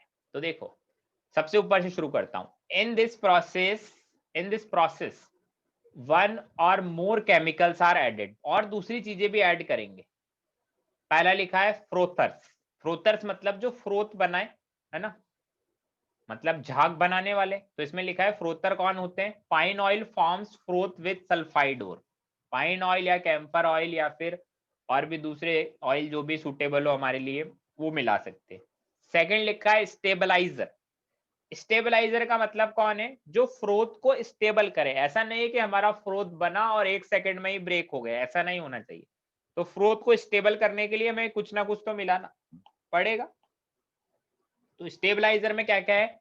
एग्जाम्पल क्रिसॉल और aniline which makes froth last longer. इतनी बात समझ में आ रही है? स्टेबलाइजर का मतलब जो फ्रोथ को एक स्टेबिलिटी दे। क्लियर है? हाँ सर। अच्छा, ये जो मैंने राइटिंग लिखा है ये तो समझ आ रहा है ना? हाँ सर। हाँ ठीक है। अब थर्ड लिखा है रेड पेन से, रेड से अंडरलाइन करके कलेक्टर। कलेक्टर क्या होते हैं? तो इसमें लिखा है सोडियम और पोटेशियम इथाइल जेंथेट होते हैं हमारे collector.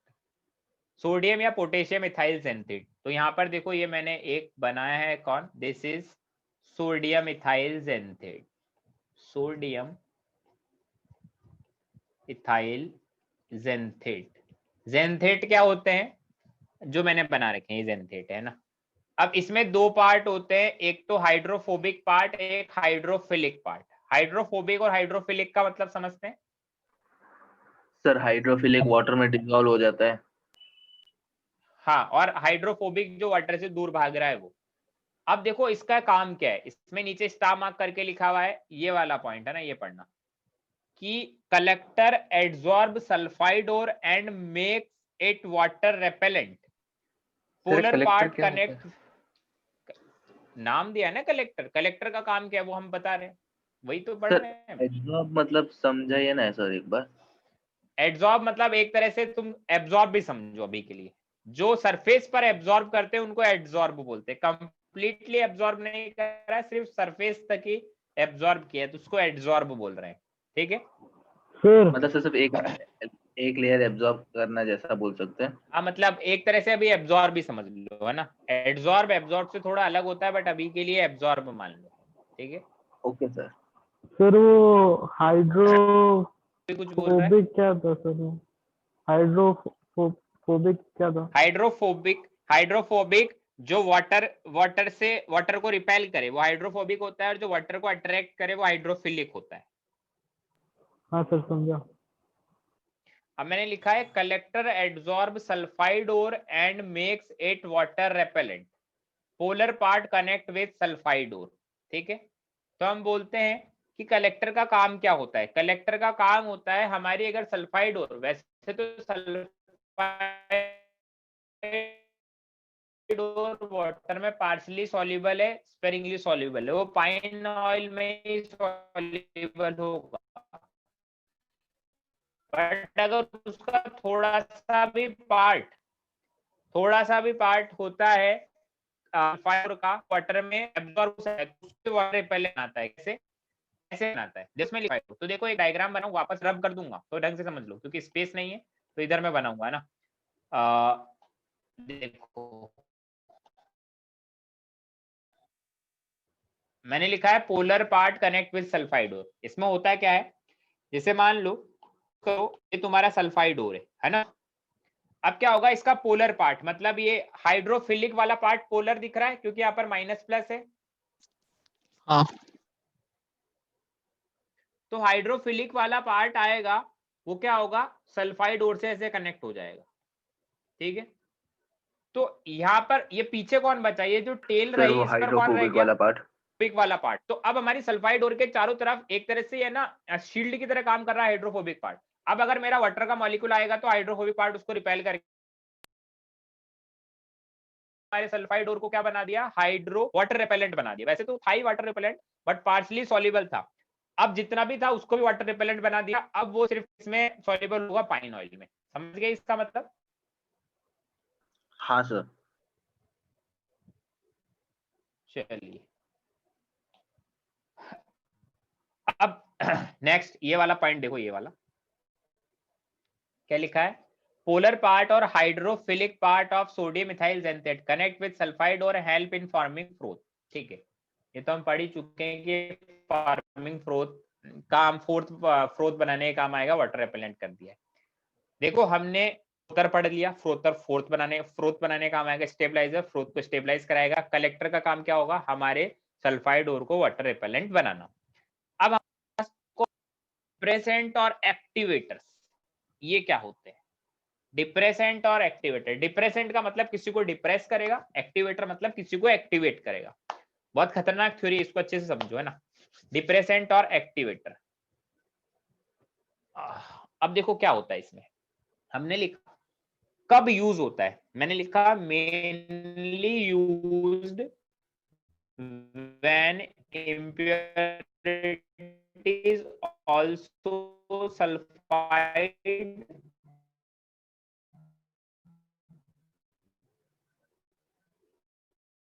or two sulfide ore are in the sample। हम कब यूज करेंगे, या तो सल्फाइड की हो या तो हम प्रेजेंट, तब हम डिप्रेशन या को यूज करना चाहिए। इसका क्या काम है तो वो हम लोग बताते हैं। जैसे मान लो ने लिखो, फॉर एग्जांपल नीचे ही लिखो, इसी पर के सबसे नीचे देखो, for example galena plus ZNS, बीएस का है, गैलेनाइड है, तो वो भी हमारे फ्रोथ पाइन ऑयल में चला जाएगा, फ्रोथ में आ जाएगा, तो जिंक वापस इंप्योरिटी की फॉर्म में हमें मिल जाएगा। तो इसलिए हमें डिप्रेसेंट या एक्टिवेटर का यूज करना है। तो समझे डिप्रेसेंट और एक्टिवेटर यूज क्यों कर रहे हैं? हाँ सर। क्लियर है? देखो मैंने लिखा है सबसे नीचे एग्जाम्पल की फॉर्म में क्या, कि हमारे पास एक गैलेना है जिसको बोल रहे हैं PBS, वो मेरा ओर है, बट उसमें इंप्योरिटी किसकी है, सल्फाइड की, मतलब ZNS की।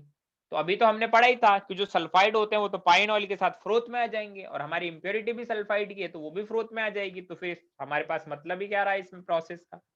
तो इस केस में हम लोग डिप्रेसेंट एंड एक्टिवेटर का यूज करेंगे। क्लियर हुआ? Okay sir. चलिए अब देखो, मैंने एक थोड़ा सा एक सिमेटिक फॉर्म में बनाया, फ्लो चार्ट की फॉर्म में। मेरे पास क्या है, गैलेना है जिसको मैंने लिखा है PBS plus ZNS plus other impurity, है ना। तो इसमें मैंने सबसे पहले क्या डाला, इसमें मैंने सबसे पहले डाला NaCN एक्वस।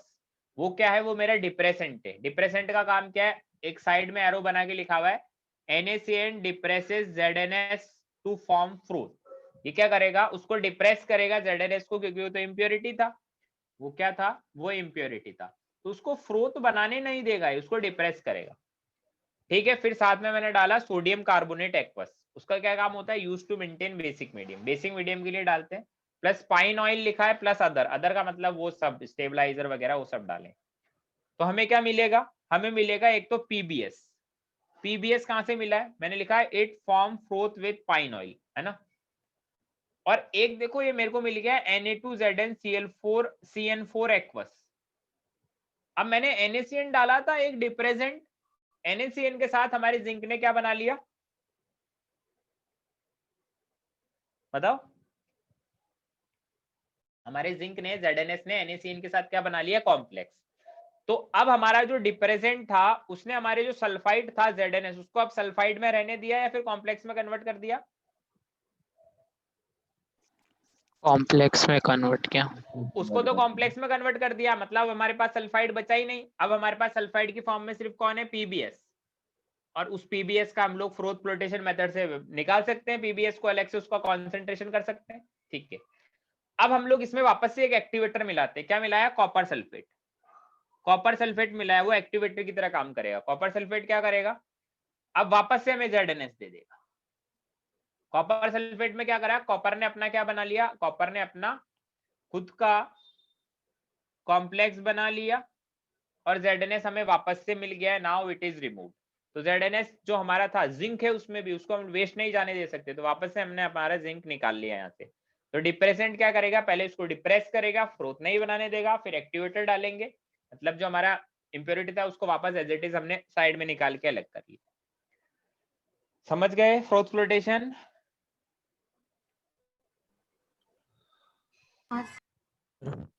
सर सर ये लास्ट वाला स्टेप आप वापस समझा सकते हो?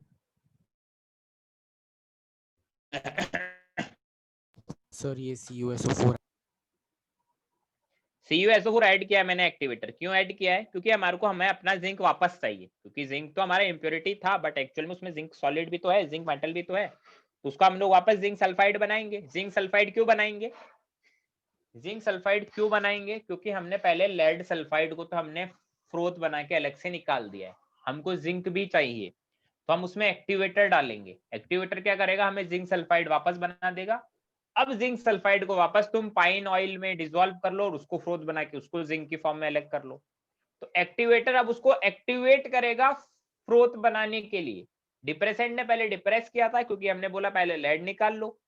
अब एक्टिवेटर उसको वापस एक्टिवेट करेगा फ्रोथ बनाने के लिए, तो वापस से उसके सल्फाइड बनेगा, अब वो वापस अपना फ्रोथ बना लेगा। अब लेड और जिंक के अलग अलग सेपरेटली फ्रोथ बनाए हैं हमने।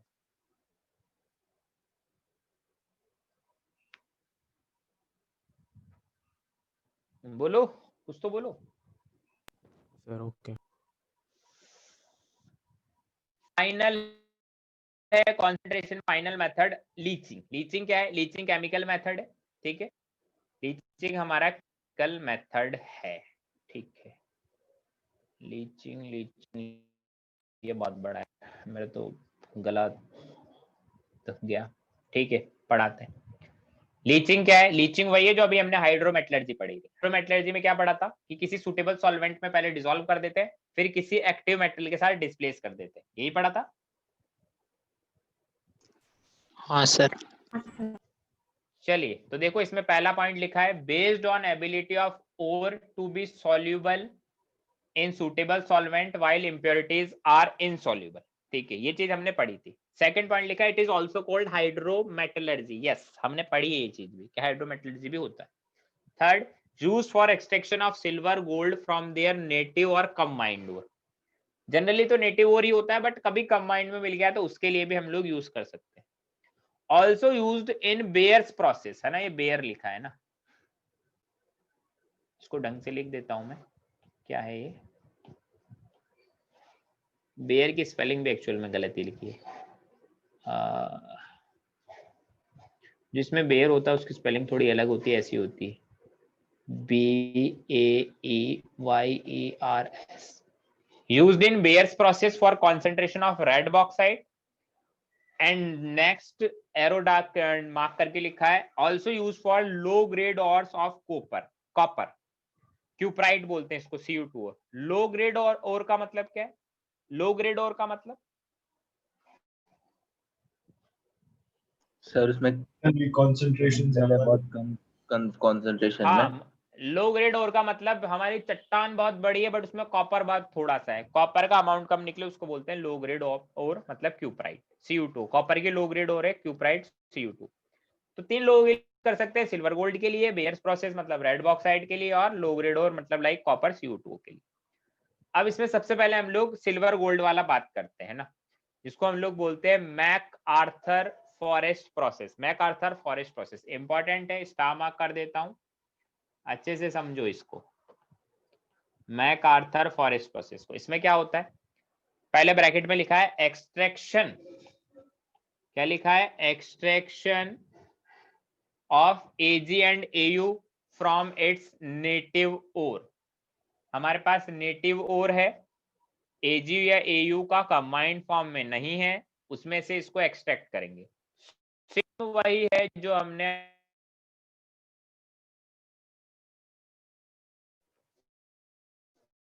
मेटलर्जी में जो रिएक्शन देखी थी ना, ये वाली रिएक्शन दिख रही है, डिट्टो वही है, बस हाइड्रोमेटलर्जी में सिल्वर ग्लांस Ag2S तक कंबाइंड फॉर्म में था, मैक आर्थर प्रोसेस में कंबाइंड में एलिमेंटल फॉर्म में, बट डिफरेंस बिल्कुल नहीं। तो देखो होगा क्या, रिएक्शंस को ढंग से देखो, मैंने डाला है M सॉलिड, मतलब कंबाइंड फॉर्म में नहीं है, नेटिव और है।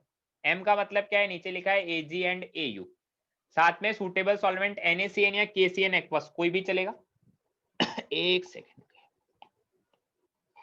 NaCN या KCN एक्वस कोई भी चलेगा, थोड़ा वाटर लिक्विड डाला है, फिर एयर डाला है, O2 एक्ट है ऑक्सीडाइजिंग एजेंट, ये मैंने पहले भी तुम्हें बताया था, एक्ट एज ऑक्सीडाइजिंग एजेंट, ठीक है। क्या बनेगा, MCN होल ट्वाइस माइनस, अब यहाँ पर वो Na2S नहीं बनेगा क्योंकि वहां पे तो Ag2S था ना, इसलिए बन रहा था, अब मैंने मोर एक्टिव मेटल जिंक डाला तो जिंक ने अपना कॉम्प्लेक्स बना दिया और हमारा मेटल अलग निकल गया। क्लियर है फंडा?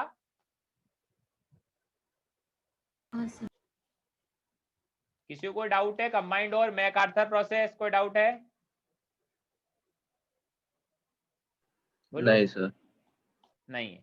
फिर लिखा है second from combined ore. MacArthur process में तो क्या होता है, नेटिव ओर से निकाल रहे। कंबाइंड ओर से कैसे निकालेंगे वो हमने पढ़ा था थोड़ी देर पहले ही, Ag2S वाला, वही सेम डिट्टो लिखा है। Ag2S NaCN aqueous plus air, AgCN होल्ट वाइज माइनस प्लस Na2S बनेगा, जो कि क्या है, इक्विलिब्रियम वाली रिएक्शन है। तो इसमें मैंने लिखा है नीचे, here O2 oxidises sulphide ion into sulphate ion for higher yield of AgCN होल्ट वाइज माइनस। ऑब्वियसली ये क्या करेगा, हमारे Na2S होगा, नीचे रिएक्शन भी लिखा है। Na2S क्या करेगा, एयर के साथ रिएक्शन करके Na2SO4 बनाएगा। तो Na2S का कंसेंट्रेशन कम होगा, इक्विलिब्रियम फॉरवर्ड डायरेक्शन में जाएगा। तो Ag का जो कॉम्प्लेक्स है साइनेट के साथ, उसका यील्ड बढ़ेगा। फिर मोर एक्टिव मेटल मैंने मिलाया तो क्या हुआ, Ag में अपटेन हो गया। सेम रिएक्शन थी, वही डिट्टो रिएक्शन है, कोई चेंज नहीं है। समझ आया प्रोसेस, मैकआर्थर प्रोसेस लीचिंग का? बोलो। फर्स्ट रिएक्शन एक बार फिर से बताओ ना। फर्स्ट रिएक्शन वही तो जो हाइड्रोमेटलर्जी में बताई थी, सेम डिट्टो रिएक्शन है। क्या बताऊं इसमें, जल्दी बोल। थोड़ा कंफ्यूज हो रहा है इसमें। क्या बोल रहा है? कंफ्यूजन हो रहा है थोड़ा कि क्या हो रहा है एग्जैक्टली। क्या कंफ्यूजन है सर? के अभी NaCN मिला रहे तो क्या हो रहा है फिर उसके बाद? NaCN मिला रहे, Ag2S था, सिल्वर का ओर था, कंबाइंड फॉर्म में सल्फाइड के फॉर्म में सिल्वर का ओर है, सिल्वर ग्लांस इसको हम लोग बोलते हैं, ठीक है। तो सूटेबल सॉल्वेंट में डिसॉल्व हो जाएगा, डिसॉल्व होगा किसी में तो कुछ तो बनाएगा। तो ये सिल्वर अपना एक कॉम्प्लेक्स बना देता है साइनाइड के साथ डिसॉल्व होके, ठीक है। एक Na2S अलग निकल जाता है, Na2S फर्दर ऑक्सीजन से रिएक्ट करके अपना सल्फेट बना लेता है, रिएक्शन इक्विलिब्रियम वाला है। Na2S का कॉन्सेंट्रेशन कम हुआ क्योंकि सल्फेट बन रहा है सोडियम का, इक्विलिब्रियम फॉरवर्ड डायरेक्शन में शिफ्ट होगा। तो हमारे पास Ag के साइनाइड जो कॉम्प्लेक्स है उसका यील्ड बढ़ेगा, रिएक्शन फॉरवर्ड में जाएगा। हम भी यही चाहते हैं, Ag कंप्लीटली साइनाइड में कन्वर्ट होता है कि जिंक डाल के बाद में रिप्लेस कर दें उसको। ये जो थे ना ऊपर 3-4 पॉइंट, ये सब पढ़ने के बाद वो बातें कर रहे हैं हम लोग। देखो हमने कहा था पहला पॉइंट ये, it is used for extraction of silver, तो उसके बारे में हमने बात करी। दूसरा इसके बारे में बात कर लेते हैं, also use for bears process for concentration of red bauxite. तो देखो मैंने लिखा भी है यहाँ पर, फॉर ऑब्टेनिंग प्योर एल्यूमिना, देखो ध्यान से समझो, for obtaining pure alumina it expresses Al2O3 from red bauxite.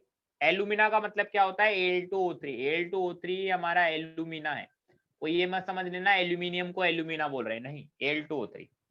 तो रेड बॉक्साइड होता है हमारे पास। तो बॉक्साइड हमारे पास दो होते हैं, दोनों ऑक्साइड के बारे में मैंने बात करी है। एक हमारे पास रेड बॉक्साइड होता है, एक हमारे पास व्हाइट बॉक्साइड होता है। रेड बॉक्साइड क्या होता है, देखो दोनों में सेम चीजें होती है, रेड बॉक्साइड और व्हाइट बॉक्साइड। रेड बॉक्साइड में भी Al2O3.XH2 plus SiO2 plus Fe2O3 plus TiO2, ठीक है। इसमें भी सेम है, Al2O3.XH2 plus SiO2 plus Fe2O3 plus TiO2, है ना। TiO2 है, ढंग से मैं लिख देता हूँ, इधर दिख नहीं रहा, रेड पेन से लिखने दिखेगा।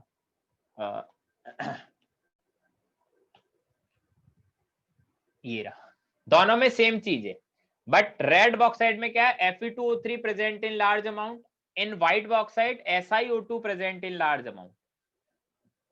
देखो Fe2O3 रेड कलर का होता है, वही लार्ज अमाउंट में, इसलिए वो रेड बॉक्साइड दिखेगा। SiO2 तो मुझे नहीं लगता व्हाइट कलर का होता है, बट व्हाइट बॉक्साइड व्हाइट क्यों दिख रहा है उसका मुझे नहीं पता। बट व्हाइट बॉक्साइड में SiO2 लार्ज अमाउंट में होता है, रेड बॉक्साइड में Fe2O3 लार्ज अमाउंट में होता है। कंपोनेंट से ही है, उनका परसेंटेज कंपोजिशन चेंज हो रहा है रेड और व्हाइट बॉक्साइड में, ठीक है। रेड व्हाइट बॉक्साइड, हाँ सर। हाँ सर। अब देखिए, है ना,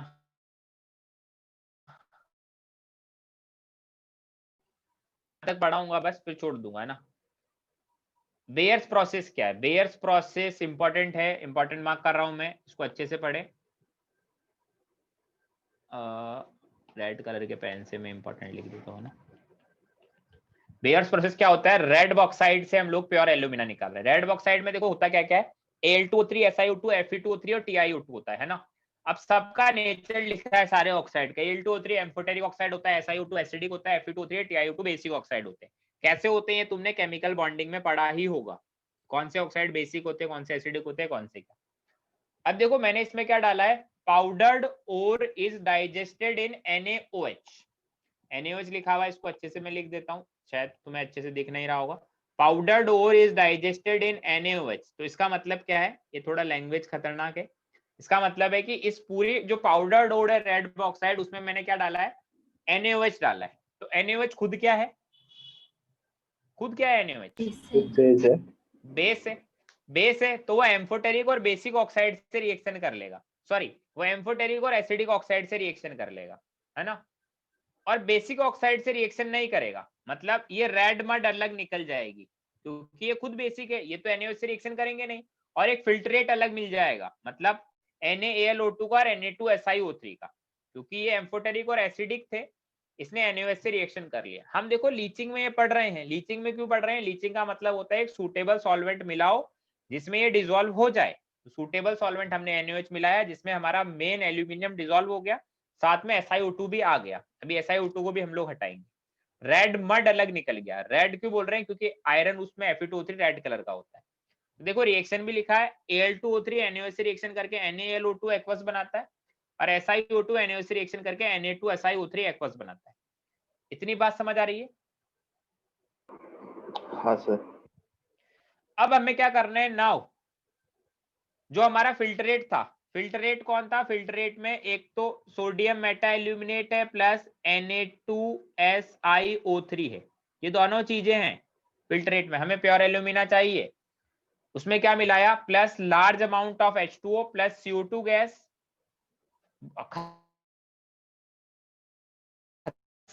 some amount of freshly prepared PPT of Al2O3.XH2O for seeding PPTs। हमने क्या डाला, थोड़ा सा इसमें एक PPT भी डाल दिया Al2O3.XH2O का, ताकि हमारा प्रेसिपिटेशन स्टार्ट हो फॉर सीडिंग PPTs। क्यों, because KSP of aluminium hydroxide is extremely low. ठीक है, अब जैसे ही मैंने ये सब मिलाया तो हमारा जो एल्यूमिनियम हाइड्रोक्साइड है ना वो प्रेसिपिटेट कर जाएगा। ये सब मैंने मिलाया तो एल्यूमिनियम हाइड्रोक्साइड प्रेसिपिटेट कर जाएगा, जिसको AlOH होल थ्राइस बोलते हैं, व्हाइट कलर का PPT होता है, या फिर Al2O3.XH2O भी बोल सकते हैं। अब इसको मैंने हीट किया 1200 डिग्री सेल्सियस टेम्परेचर पर, टेम्परेचर याद रखे, तो वाटर ऑफ क्रिस्टलाइजेशन हट गया, सिर्फ Al2O3 बचा है जिसको बोलते हैं pure aluminium. Bayer's process important है, याद रखें इसको। समझ आई बात? हाँ सर। हाँ सर। चलिए हाँ सर। थर्ड स्टेप है, जो थर्ड स्टेप है हम लोग नेक्स्ट क्लास होगा हमारा, कब, कल तो शायद नहीं होगा, परसों होगा, है ना। तो देखो मेटलर्जी के टाइम मैंने तुम्हें बताया था मैं होमवर्क नहीं दूंगा, सिर्फ एक ही शॉट में मेटलर्जी पढ़ाऊंगा। होमवर्क नहीं देने का मतलब क्या है, बोलो। हमें नोट्स पढ़ना है डेली, जो सीखा है। हाँ, जो डेली पढ़ाया है उनको अच्छे से पढ़ के आना, तभी आगे वाली चीज समझ आएगी। तो आज मैंने टोटल ये मतलब हो जाएगा सर, क्या एक हो दो बार जाएगा? पढ़ के हो जाएगा आज का? हाँ आराम से, थोड़ा दिमाग लगा के 2-3 बार पढ़ो, सब हो जाएगा। ठीक है, ओके सर। चलिए ठीक है, फिर नेक्स्ट क्लास में मिलते हैं ना।